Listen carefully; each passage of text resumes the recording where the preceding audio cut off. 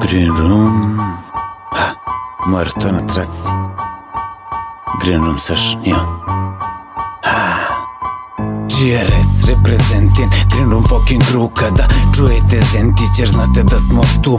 Predstavlja se sesija što izlazi iz kuće. Kada čuješ GRS odmah znaš da je vruće. Jer mi smo ti što je ulica rodila pa odbacila. Da je znala koga rađa verovatno bi pobacila. Rodila je ratnika dovoljno za crew. Mala horda koja hara kara grize ko pitbull. Dolina je Tebra naša stalna adresa. Kada naiđeš na crnilo ubadaš ta centa. Nema Audija, Bemba, samo gilje i pisamca. Svaki vojnik ove ulice je samo deo lanca. Predstavlja se banda ali dobrih momaka što hodala je tamom pa se etiketa stavlja. Jer niko te ne pita kako snalaziš se daily i ne pita za zdravlje, već samo gde su euri. Stres postaje bolest koji je hronično te ganja. Shvataš da je ovo priča bez obraza poštovanja. Retko spavaš, svašta sanjaš, često primorana sranja. A dobro znaš da posle istog ne postoji nazad. Kaznena evidencija je debela ko knjiga. Na nogicu nosiš posude za više kila. Šta za tebe je budućnost kad te čeka do stadina. Nema priče s plavim svinjama što znači da si višakova.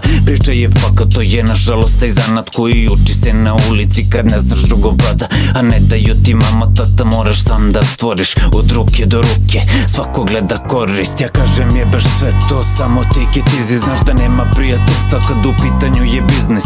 Green Room štanca trake, pitaš se what is this. Ubijamo matre, instrumental killers. Mi ubijamo matre, instrumental killers. Rapapa, rapapa, rapapa, papa.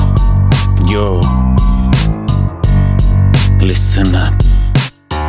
Silent na bitu. Green Room sesija.